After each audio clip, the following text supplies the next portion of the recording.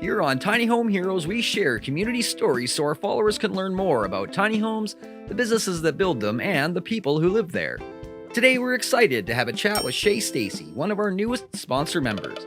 She happens to be going through the process of purchasing her tiny home, and we can't wait to hear all about it. Are you ready? Let's go.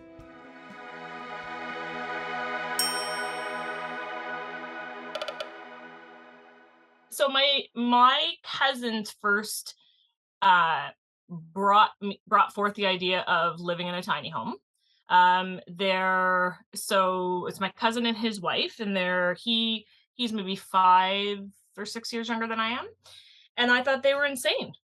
What do you mean living in a tiny home? You have a dog. How do you like a big dog? How does a tiny home work? And they had explored that. They also had all, and this was years ago. This must have been like 5 years ago because they have a 3-year-old daughter now, and it was kind of well before that. Yeah, I thought they were crazy, but they had owned a home, and at that point they had a roommate. It was a farmhouse, and they had land, and they kind of went through the whole process of, oh, a bank won't give you a mortgage unless it's a certain like square footage and everything else. And so, yeah, my first instinct was, you are at that's I don't know how you do it. And then that, I don't know, led into watching all the videos, like all the YouTube, and just kind of getting really interested in how unique things are, and um how you can have all of these like interesting designs, and be really creative. And so again, now it's been so long, my timeline is almost um just all blended together because I lived in a I had bought a condo. So what I did like was, I did like the space. So it was 596 square feet, one bedroom plus den. And I did creative things in it.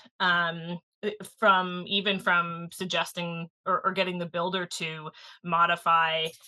They had like a cheater ensuite, and I was like, but you've just taken out a third of the potential for a closet in the bedroom, and it's one, like, I'd have to go out here. So like stuff like that just didn't make sense to me. And then I got creative. I did an almost built-in IKEA stuff. Like, I'm really good at building IKEA furniture now. And made an island and did all the things. And so I liked that part of, like, let's take this small space and make it functional. But then I I'm trying again, timeline here. I think I started working there, or sorry, started living there when I knew I was leaving the bank. So I worked for um two of the major five banks in Canada for about a dozen years. And when I then left, decided to be able to, like, I wanted to be able to help people kind of in my generation who didn't have enough money for the banks to care about them. Like, I couldn't have been my client, right? And so I did find a way to be able to help my generation, and I could do it virtually. So before COVID, I was using Zoom, right? Before it was a verb, I was using Zoom. And yeah, like, I used to have to explain to people sometimes, like, we use this program called Zoom. And so I think the first bit of the downfall of me living um traditionally was when I had to work in my den with no windows. Like, and you can see right now, like, how much light I have in this place. Like, I love that. And so I was like, "Oh, this doesn't feel right." And, do I move my so I just wasn't comfortable kind of working from home from a condo. And then it got to the point where it was like, well, if I don't need to be in the GTA, I'm from Eastern Ontario. I was like, then why am I even in this condo? And so ended up selling the condo, and I was a digital nomad for, I mean, a true digital nomad for 4 months because I was in Asia for 4 months. And then moved back closer to home. Right, my grandparents are aging, and so it just kind of made sense. Like, my home and heart was always here. Um, so then that's what I did, and I did end up buying a home. So in my hometown, You mean a bought house, a a house. regular Yeah. house? Okay. Yeah, so I was kind of living in places temporarily, and then um so this would have been 2018. Um Decided to buy a home in my hometown, and I had money from the sale of my home. Like, I was very blessed that way, and I recognize the privilege that I have from, um, buying a new build condo, getting the appreciation on that, and then moving to a small town and being able to now afford a house with land was also very good. One thing I look at from my perspective, if I put my financial planner hat on, is I didn't rush purchasing a house. So my first, like, I want to say, like, early 30s was my first house, and I was absolutely fine. So I knew that, like, renting wasn't throwing away money, and this was when rent was much um uh more affordable than it is now. Right. So bought the new build condo, kind of dealt with that, went away, traveled, and then I was like, well, so someone in my family needed a place to live and rent. So I said, well, why don't I buy a home? They can live in it. My stuff will live there and it will be my home base, and I'll continue to travel. And I did buy it so that eventually downstairs I could make it a small apartment. So started traveling again.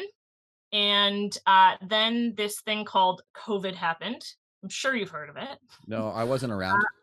right? And so, traveling the world, being a digital nomad, that changed. And so I ended up back in this house, and upstairs was too small for two people. And so I went, well, okay, I guess I'll move downstairs now. So now I'm living in the basement of the home I own. And I really just got to the point where I felt like I was biding my time till COVID was over. And then after a while you realize, oh, this is something bigger.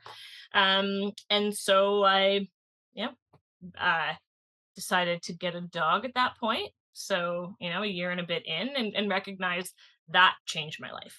So now I cannot travel in the same way that I used to. So now it became figuring out what I wanted and how I wanted to live my life back in Canada and being somewhat stationary. So where are you then right now? I'm seeing traffic going by you a little bit here. So tell us about your situation now. That's a heck of a road to travel, by the way. And so where's it gotten you? Where are you now? And Um, you're living in an so almost tiny home.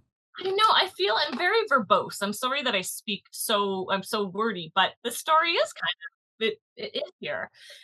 So what I didn't know how, when I was living in the home, I was renting it for maybe a little bit less than what market price would be. Um, and at that point I was like, I'm not sure how I get out of this. What I had planned in my head was, okay, let's just use my mortgage renewal date as a future to be able to remortgage and have funds for a tiny house. And I think it was like 3 years away at that point. So I could kind of plan in my business, hey, I should be, my income should probably be around here for the next couple of years so that I can apply for a refinance of the mortgage, get enough funds out to then buy a tiny house, and then have both. That was kind of something that I had envisioned. But in that same breath, I was like, I don't want to do another summer in a basement. This does bring us to where I am now. Oh, I do not Which blame you for that one bit. No. and oddly enough, the basement was fine in the winter. It was the summer. But I found a trailer for sale, so a travel trailer for sale, in a campground that is 2 kilometers from where an aunt and uncle live, and that actually is the house that my mom spent a lot of time in growing up. So I am very familiar with this area, and I'm right on the St. Lawrence River. So I do this, and it's beautiful. It was much calmer this morning, but I the upstate New York is across the way, and it's stunning. So I thought, well, this is a great way to have my own space in the summer, be, even closer to family, and out of the basement. So I bought this, and then I got an offer on my house, and the market was just too it was really hot then. And I didn't think in my head, I kind of had a much lower value for my house. So I said, like, this is an opportunity that I can't turn down. So I sold and moved um, in early April, moved out. So now I've been here since May 24 when the campground actually opened. That's April of this year? Yeah. Okay. Yeah. So yeah, so this campground's open May 24 to Thanksgiving. And Thanksgiving, if this was live, is this weekend. So I'm out of here soon. And this is what I've now done. So I have been living tiny officially since May. Now, to clarify here, and just to have a little fun, you're living tiny, but you don't live in a tiny home. I do not live in a tiny home. I live in a 26-foot travel trailer with a bump out. So this wood here frames a slide. Um, it is people who design travel trailers should be shot because the efficiency of this space is non-existent. And I cannot move my camera because I cannot show you what the rest of this place I looks like. think that, and that's why I like to make those distinctions. Living tiny does not necessarily mean you're living in a tiny home, and a small home also isn't necessarily a tiny home either. And I Right. think that's where tiny homes, a specific tiny home, like a builder like Sunshine Tiny Homes or Tiny Footprint Homes, the people that Acorn Tiny Homes, the people that build the homes, that's what makes them all extremely special, is because they're not building a travel trailer, something you're going to tear down the road in all the time.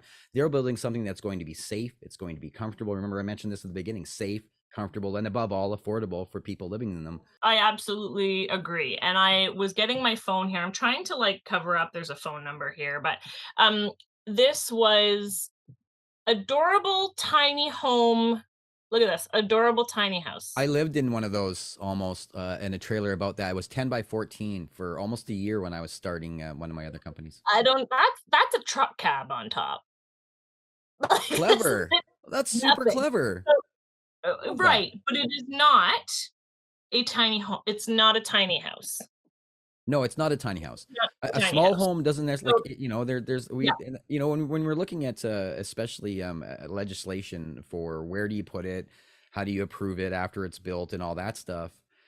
That I've been adamant, me and another and a couple other advocates have really been online and really been adamant about even just getting in touch with people that are sharing stories about tiny homes that aren't really tiny homes, and saying, look, you're not helping the movement if we can't properly define what a tiny home really is. So how do you feel about that?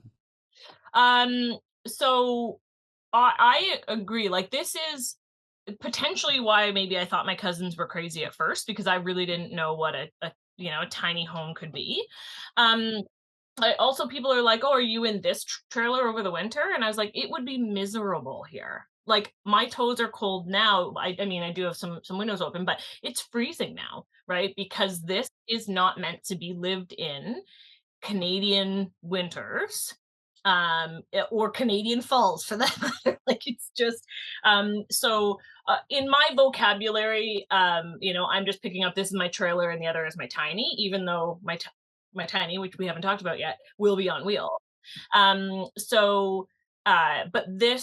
this is it's a travel trailer, right? It's a now I could pull it. I'm not going to. I'm not, I think I could move this.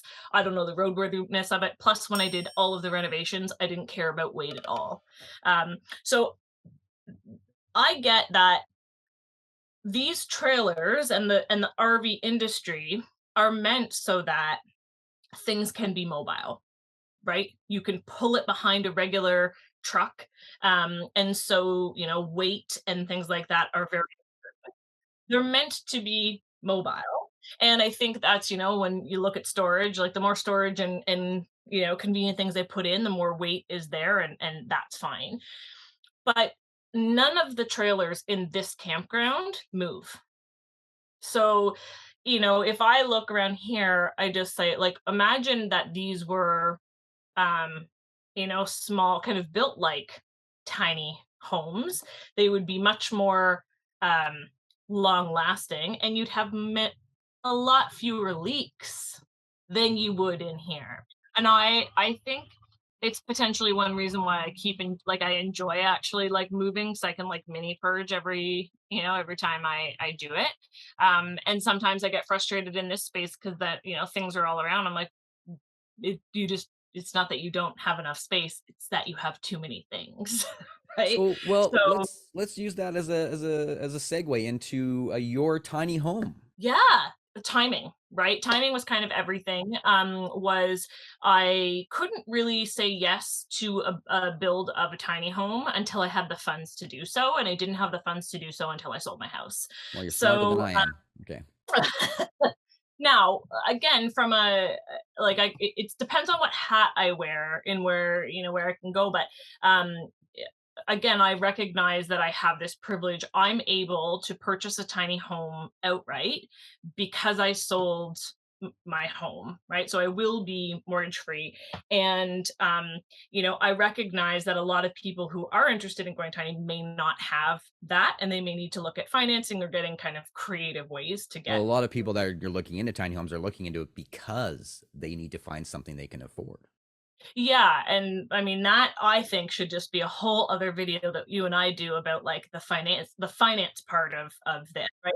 Because because I think there are ways to do it, and there are things that you need to be creative with, but if you go and talk to the traditional someone in the traditional industry, you're not going to get an answer at all, And they right? don't. We struggle even when people ask me questions. I get emails on a daily basis asking questions like that and around those issues, and I struggle to know how to answer them. Yeah, and it's like, look, I'm not here as a financial planner going like, oh, I'm going to be able to finance a tiny home for you. No, but I there are certainly things to think about that, or even just plan for, right? Um, like I was planning just when my mortgage was renewed to be able to then afford something. Like there are things that you can do, and so that'll be take two. But for me, it was timing. So I had no intention of selling the home at like my home at that point, and so it was just something that was presented to me, and now that gave me the opportunity to fast forward my dream. And so um did I had definitely knew a lot about what I wanted. Like I think for me, a big thing was I wanted it to be custom, and also being in Ontario. So yeah, so minimalist tiny homes is 5 hours away. I was kind of exploring maybe them a little bit. I had made a couple other calls, but I a lot of the other kind of builders right now seem to be out west. So I found Acorn Tiny Homes, and I think it was from Tiny Homes in Canada website. They had a list of builders, and some of the people on there were kind of maybe a little bit more prefab. Now, again, that was now a long, long time ago, but I liked the thought of custom. I also then just felt really good about having someone in Ontario to understand, the Ontario building code as So, it. how much were you involved in the design function? Like, were you there drawing things for them too, or were they giving you drawings and you were reviewing them and saying, "I'd like this to change"? Like, how was your involvement in that? So I took my grade 10 and 11 drafting skills. I'm just kidding. I kid. I just because Darcy from Acorn would probably be like, it was a nightmare. But I kind of based it on a model from Minimalist that I liked, but I knew that there were certain things that I needed, and that was from living in the basement of my home with my dog. I knew things that I needed, right? And then actually living in here, I've even made a decision based on things I use this morning we changed the sink that I'm going to get, right? Like, because it's um I want it to feel good for me. So I kind of, gave him just this outline and used, I don't even remember what program I used, but said, "Hey, do you think this would work?" And he was like, "Yeah, not bad, but you missed an eat-in seating area. And how about putting, the dog crate here instead?" And we sort of evolved from there. And then of course he brings in the things like, okay, but you can't have that roof line because of whether it's the building code or the actual height that things would get to if you had certain things. So it kind of like worked together. And I don't know if he'll do custom forever because I was such a nightmare. No, I'm just kidding. He will continue to do custom. He loves But doing custom. I've had a few chat conversations with Darcy, and he is a wildly imaginative individual. yeah, and so one we he and I think both have a certain way of thinking, and he's been amazing throughout the process. Sometimes sometimes though there was like a little decision fatigue, right? Where it'd be like, I don't know. And I'm like, should I have just gone with a more standard kind of build and then tailored from there, which a lot of them do. Um, it was more costly because I've chosen to get it certified, CSA certified, 240, whatever the year round, like a modular home or like a prefab home is. So I've chosen, so he worked with engineers to do that. Um, because I didn't know where it was going to end up, and quite frankly, I still don't know where it's going to end up more permanently. Oh, So okay. You're still not sure where it's going. I have a home for it right now. Um, it's not legal, right, technically, and I don't feel guilty for saying that because I'm not out like stealing things or No, it's all murdering too people. common a statement when it comes to where do I put my tiny home. Oh, I have a place for it, but it's not really. Yeah, Yeah. yeah. So it's gonna, I mean, it's probably an hour from here, but it's outside Ottawa, and I think it's going to be a really great stopgap. And of Okay. course, talking to people, they're like, "Well, you really should have figured out where you were parking at first." And I was like, "My timeline didn't allow for that," and so I just felt like having it CSA certified was going to give me more flexibility, whether or not that's the case. Right, I'll live and learn. But because I didn't know, like getting it having a building permit in Toronto where it's being built, and then having someone here give you a building permit, which is how you need what you need to. I didn't know where it was going to land, and so I just didn't. Anyway, so and well, I will not be moving my tiny home on wheels. I do believe it will be moved in its life, and so I just didn't. I think I wanted that mobility aspect. So, uh, so, so the question about 20 minutes ago that you asked me was, why am I not in it now? Like, why in the travel trailer?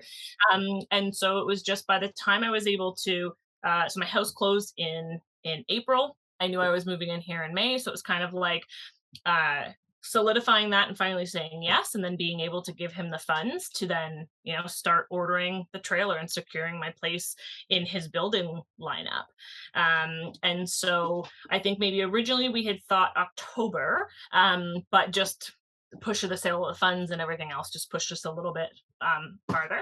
So I'm hoping within 5 or 6 weeks from now I will be in a beautiful 32 by 10.5 foot tiny home. That's not bad. Mhm. That's not bad. That's a decent amount of space. So, tell me about your tiny home a little bit. What sort of features did you add to it? Anything? Did you put anything really fun or quirky in there? So, um, it's funny. So we were at the tiny home show, and we were in Darcy's trailer after it had closed, and he was showing Another the great people company, from by the way. Yeah. Fritz his next build, and he goes, they're and the house they had at the show is just stunning. Like they're fantastic. So he was like, Darcy was like, "Oh yeah, and the coolest thing that we've got in here is we've kind of like built in a place for her dog crate." And we do. So I have a dog crate that doesn't collapse, and it's very sturdy because this guy likes to chew through crates. And he's actually building it underneath the Eden area. So I have like a galley kitchen in the middle, but then an L shape that comes out, and the dog crate is going underneath that L. And conveniently, my dog crate is 24 inches deep, which is counter depth, right? Like normal, like counter or cupboards that would be in there. So, and he actually already has it. I went up to go see the tiny maybe 2 weeks ago now, and I just went up on the train for the day and I took the dog crate all like, and they're building it right in because I have no place for the crate in here. So I wasn't using it here. So when he says this to Fritz, I was like, that's the coolest thing. I was like, I have to have more cool things than that. So I knew my must haves and I tried to build them out, right? Must have, nice to have, dream. And like, so my first must have was I have to have a loft space that I can get out of bed and stand up. I did not want to crawl to my bed.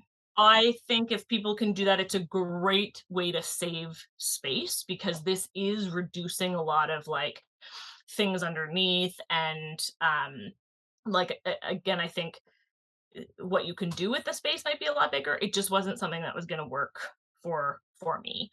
Then I think I just wanted a lot. I mean, a lot of windows, but I just wanted everything to be open and bright. And so having um I didn't want my kitchen under the loft. I didn't want my living room under the loft. Just for me, it felt this. It's not that I'm tall. I just wanted it, to be as grand as possible, if you may. I also knew I didn't need a second storage loft.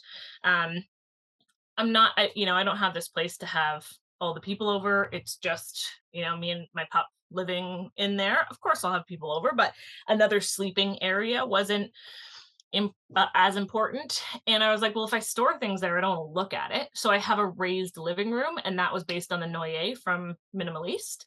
So I have drawers that you can access from inside, and then Darcy put things on the outside.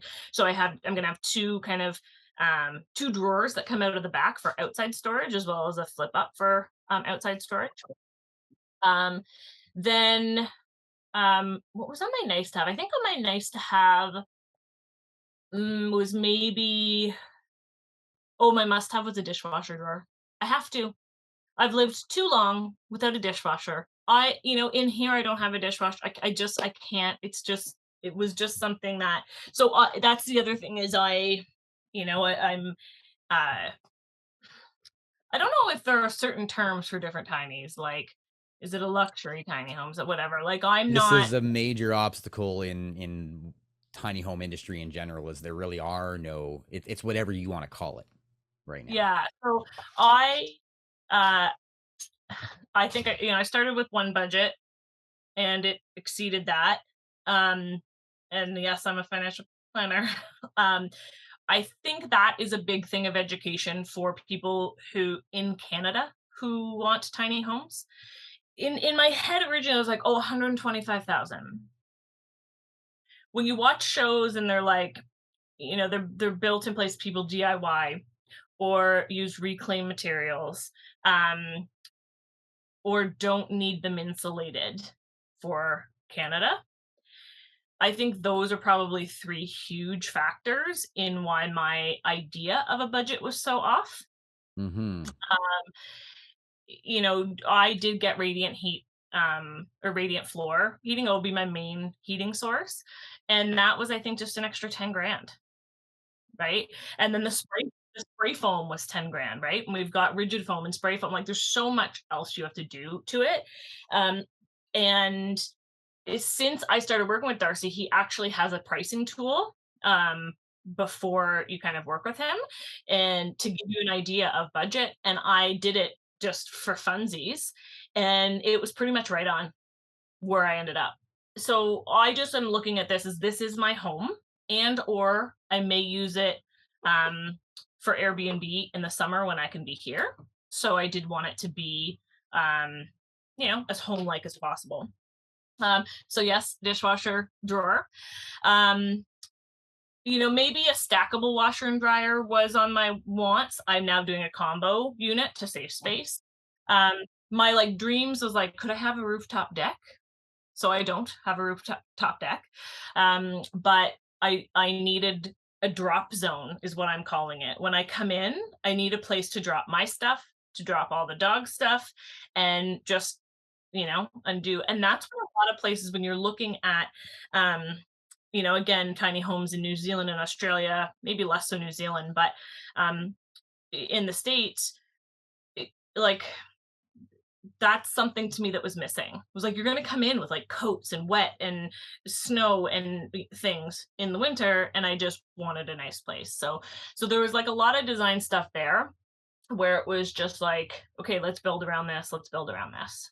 And now we're just doing, like, some interesting things like, the a toe kick drawer for the dog bowls and making sure that I'm accounting for my big, giant dog food bags, right? Like, and again, that was something when I was living in this small space and I had to go somewhere to get my dog food bag. I was like, I want this in here, right? So Absolutely. So I think we're going to start slowing down here a little bit and getting ready to close this particular conversation. I'm fairly certain that you and I are going to have another conversation, but it seems to me that Darcy at Acorn Tiny Homes was a pretty big part of your process and a big part of how you were able to get into the home that you can feel happy with. Is that just true statement? that's very true. Like, I do Let's feel plug Acorn Tiny Homes a little bit. Tell right. us, yeah, for sure. Tell us what's great about them. Well, first off, I'm really, really happy for him because I mine is the first that's being built in his new indoor build space. So he's got a Ooh. small warehouse now. Mm-hmm. And so this also allows him to be able to work on two at the same time. So mine is almost to the point where it's going to go outside because my exterior will be finished, and then he will have kind of the interior and finishing team doing inside. Well, they can start another trailer inside.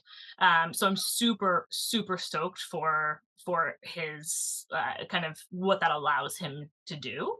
Um, and he's so excited to show his home is full of all of these like cool little things. He does like to kind of solve those problems, and even this week he's like, hey, can we have a video call? And he underestimated the size of something and wasn't going to fit where we kind of first had it, and he's like, but here's what I think we can do to solve for that. And so now that is going to work. And so I think that's been awesome. I think I value that as much as it was hard to make a lot of the decisions. Um, and I think it's more of a premium feature to have a custom build, right? Um, I think that was certainly the right decision for me. And like I could show you our WhatsApp. There's just pictures back and forth, and there's all of the conversations, and it's been great. Yeah, I really enjoyed chatting with Darcy and seeing what he does and following him on there. So I'm going to get you to stick around after we're done. But the last thing I kind of want to ask you is, you're, you know, how excited are you to get into your tiny home? Tell us about how what's your anticipation level like right now? So, I'm gonna say I'm super excited with hesitancy. Hmm. And I'll say that um I am super excited to be in the space. I'm excited to, I've been very nomadic since I sold my condo, I'd probably say. And in a place that I knew was kind of temporary. And what I'm really excited about is to have um a place for myself, a place for my dog to get kind of comfortable in, and to live efficiently and just live in this beautiful place. And then maybe it will be somewhere else. I think the only thing that harps on this is like, what if I get kicked out of the spot I'm in, right? Like, because I'm in a temporary spot. um Again, for me, this may not be for other people, is like, I'm not For a lot of 100% people, sure. actually. Well, that for sure, but I'm not 100% sure as to where I wanna end up, right? So but I also do like that, like, I'm gonna like being closer to a city now, and so there's still those things, plus there's definitely the unknown of my first winter. So, am I going to have a water freezing problem? I still have work to do, when I get there, like, skirting it and figuring out, a deck situation and that sort of thing. But the water is freaking me out. It's a potentially uneasy situation. Like he couldn't get the water line down deep enough because there's bedrock. So I'm not sure what's going to happen. Am I going to have to do external? Like there are still a lot of unknowns, and that's just kind of my spot. So, um, but I think like until this is a much more common thing, people who are moving into towns are gonna have something like that, right? But if you had land, um, and not like your own land, like being on someone else's, that whether it was a parents or family members, and you knew that that's where you wanted to be long term, and you could set up things properly, like spend the money to set things up properly, then I think you'd feel a lot better. You wouldn't have that what I'm going through, and that's just something I'm going to accept right now. But like seeing it, it's beautiful. Like I saw her like kind of half done. She's beautiful, right? And so that's really exciting. And excited to just continue to share the story about why I'm making the decisions I'm making, and to show people that you don't need to live in a traditional way to really enjoy your life.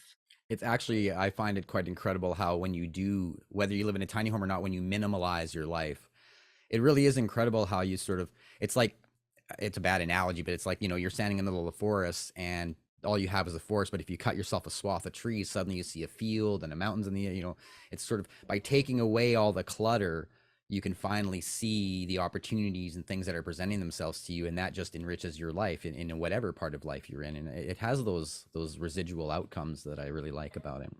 Well, and I think again, because of my job, like I will be living in a beautiful place that I have no mortgage on. And that's amazing. Yeah. Right? And so what that actually does to my business and to what I need to do for my life, that is a whole change. That is something that I do wanna help people with is, if they're kind of in this situation. But I kind of just something came to me the other day, and this is the first time I'm gonna share it, is like, Woohoo. people are like, "Oh, do you work full time or part time or whatever?" I wanna have a full time life. Yes. Well said. I'll have a part time career, Mm-hmm. but I want a full time life. Mm-hmm. Yeah. So that Yeah. is what this is allowing me to do, and I'm super stoked about that. That is amazing. And Shay, we're gonna follow your story, I think, a little more because we know you're gonna be in your house pretty soon. So I'm going to invite you back right now. We're going to invite you back for another conversation. When you Beautiful. pick up your home, I wanna hear the story about how that went down the very next day. Right. Well, and as I mean, not that it's huge or whatever, but my Instagram, that is where I share like live things. That's where I announced that I was expecting a tiny Uh-huh. home. Okay. And so if you'll certainly get live updates there if you do follow me. So That's awesome. Well, Shay, thanks for joining us. Shay Steacy is a VIP member at Tiny Home Alliance. She's a big supporter of us. And I don't think this is the last you guys are ever going to see of Shay. We're definitely going to have her back for another conversation and talk about how that tiny home is once it's all built. And maybe we'll even have Darcy in on that call. It would be great to have you both sitting there talking about that experience exciting. and sharing Oh, those amazing, awesome, positive stories about that. So stick love around, it. Shay, for just a moment. But thanks for joining us today on Tiny Home Heroes. And we will talk to you as soon as we can. Okay. Bye. Bye-bye. Thanks for watching, and thanks to all our sponsors who help make this happen. If you've enjoyed our content so far, consider becoming a member of Tiny Home Alliance on Patreon. Patreon is a fantastic tool. It allows us to offer easier to manage subscriptions and clearer rewards.